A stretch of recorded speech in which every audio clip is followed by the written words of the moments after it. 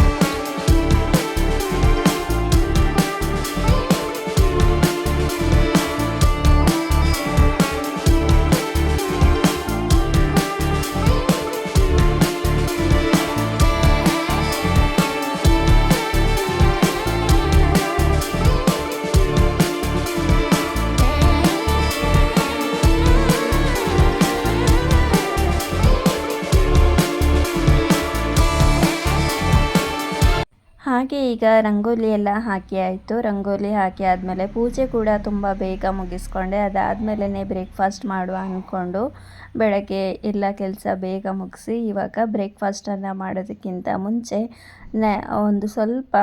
ಒಂದು ಟೇಬಲ್ ಸ್ಪೂನಷ್ಟು ಸೋಂಪನ್ನು ಹಾಕಿ ಕುದಿಸ್ಕೊಂಡು ಸ್ವಲ್ಪ ಬಿಸಿ ಆರಿದ ಮೇಲೆ ಇವಾಗ ಲೋಟಕ್ಕೆ ಹಾಕ್ಕೊಳ್ತಾ ಇದ್ದೀನಿ. ಒಂದು ಅರ್ಧ ಗ್ಲಾಸಷ್ಟು ಮಾತ್ರ ಕುಡಿತಾ ಇದ್ದೀನಿ, ಬಿಸಿನೀರು ಕುಡಿಯೋ ಬದಲಾಗಿ ಇದನ್ನು ಕುಡಿತಾ ಇದ್ದೀನಿ. ಸೊ ಇದು ಕೂಡ ತುಂಬಾ ಒಳ್ಳೆಯದು ನಮಗೆ ಡೈಜೆಷನ್ಗೆ. ಹಾಗೆ ಇಲ್ಲಿ ಇನ್ನೊಂದು ಡಿಟಾಕ್ಸ್ ಡ್ರಿಂಕನ್ನು ಮಾಡ್ತಾ ಇದ್ದೀನಿ. ಇಲ್ಲಿ ಡಿಟಾಕ್ಸ್ ಡ್ರಿಂಕನ್ನು ಮಾಡೋದಕ್ಕೆ ನಾನು ಅರ್ಧ ಕ್ಯಾರೆಟ್, ಅರ್ಧ ಬೀಟ್ರೂಟು ಮತ್ತು 1/4 ಇಂಚು ಶುಂಠಿಯನ್ನು ತಗೊಂಡು ಚೆನ್ನಾಗಿ ನುಣ್ಣಗೆ ಗ್ರೈಂಡ್ ಮಾಡ್ಕೊಂಡಿದ್ದೀನಿ. ಈಗ ನಾನು ಪಲ್ಪ್ ಸಮೇತನೇ ಹಾಕ್ತಾಯಿದ್ದೀನಿ. ನನಗೆ ಪಲ್ಪ್ ಸಮೇತನೇ ಕುಡಿದ್ರೂ ನನಗೆ ಏನೂ ಅನ್ನಿಸಲಿಲ್ಲ. ನಿಮಗೆ ಫಸ್ಟ್ ಸ್ಟಾರ್ಟಿಂಗಲ್ಲಿ ಕುಡಿಯೋದಾದರೆ ನೀವು ಸ್ವಲ್ಪ ಸ್ಟ್ರೈನ್ ಮಾಡ್ಕೊಂಡು ಕುಡಿದ್ರೆ ಒಳ್ಳೆಯದು. ಸ್ವಲ್ಪ ಡೈಲಿ 1-2 ಸ್ಪೂನಷ್ಟಾದರೂ ಆ್ಯಡ್ ಮಾಡ್ತಾ ಬಂದರೆ ಒಳ್ಳೆಯದು, ಮತ್ತು ಅಭ್ಯಾಸ ಆಗುತ್ತೆ.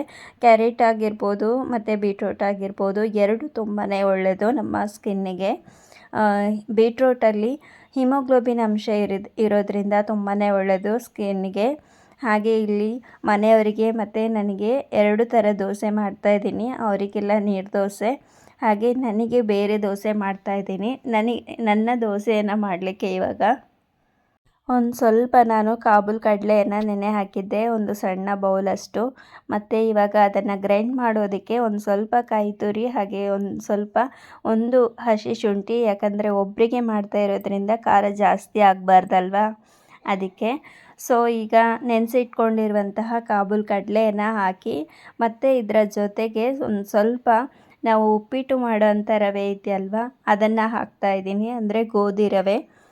ಇದನ್ನು ಹಾಕೋದ್ರಿಂದ ಕೂಡ ಅಷ್ಟೇ ನಮಗೆ ಅಷ್ಟೇನು ಡಿಫರ್ ಅನಿಸೋದಿಲ್ಲ, ತುಂಬಾ ಚೆನ್ನಾಗಿ ಅನಿಸುತ್ತೆ, ತಿನ್ನಬೇಕಾದ್ರೆ ಖುಷಿಯಾಗುತ್ತೆ. ಹಾಗೆ ಇದರ ಜೊತೆಗೆ ಒಂದು ಸ್ವಲ್ಪ ಮೊಸರನ್ನು ಆ್ಯಡ್ ಮಾಡ್ತಾಯಿದ್ದೀನಿ. ದೋಸೆ ಕೂಡ ಅಷ್ಟೇ ಬೇಗನೆ ಏಳುತ್ತೆ, ಲೇಟೇನೂ ಆಗೋಲ್ಲ.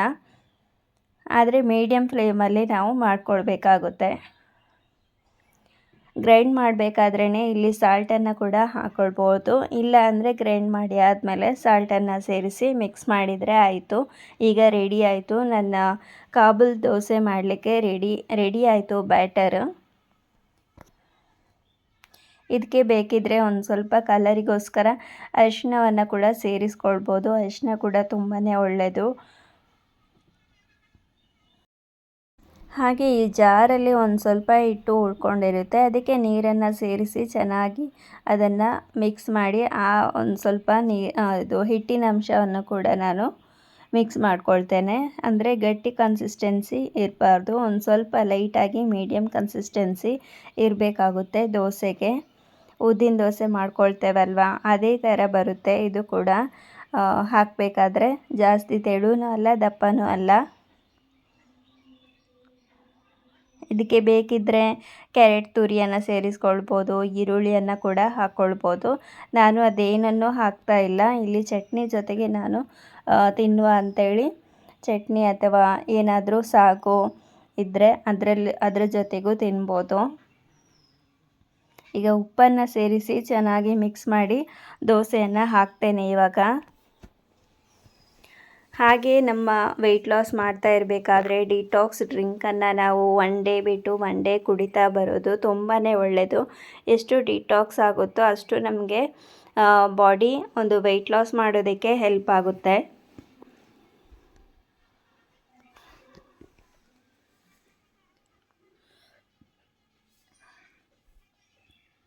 ಕಾಬೂಲ್ ಕಡಲೆಯಲ್ಲಿ ತುಂಬಾ ಒಂದು ನ್ಯೂಟ್ರಿಷನ್ ವ್ಯಾಲ್ಯೂ ಇದೆ. ಕ್ಯಾಲ್ಶಿಯಮ್ ಇರ್ಬೋದು, ಐರನ್ ಕಂಟೆಂಟ್ ಇದೆ, ಹಾಗೆ ವಿಟಮಿನ್ ಸಿ ಇದೆ. ತುಂಬ ಹೆಲ್ಪ್ ಆಗುತ್ತೆ ನಮಗೆ ಇದು ವೆಯ್ಟ್ ಲಾಸಿಗೆ. ಫ್ಯಾಟ್ ಅಂತೂ ಇಲ್ಲವೇ ಇಲ್ಲ ಅಂತ ಹೇಳ್ಬೋದು. ತುಂಬ ಅಂದರೆ ತುಂಬ ಒಳ್ಳೆಯದು. ಸೇಮ್ ನಾವು ರೈಸಿಂದ ಹೇಗೆ ದೋಸೆ ಮಾಡ್ಕೊಂಡು ತಿಂತೀವಿ ಅದರ ಥರನೇ ಒಂದು ಸ್ವಲ್ಪ ಡಿಫರ್ ಆಗಿರುತ್ತೆ. ಬಟ್ ತಿನ್ಬೋದು, ನಮಗೆ ಖುಷಿಯಾಗುತ್ತೆ ಮಾತ್ರ. ಏನೋ ಒಂದು ಸ್ವಲ್ಪ ಚೇಂಜಸ್ ಅಂತ ಅನಿಸುತ್ತೆ.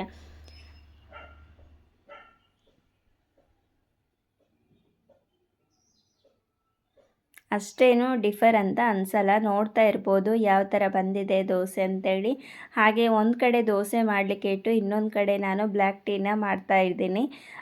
ನಮಗೆ ಅಂದರೆ ಮಾರ್ನಿಂಗ್ ಬ್ರೇಕ್ಫಾಸ್ಟ್ ಜೊತೆಗೆ ಟೀ ಇರಲೇಬೇಕು.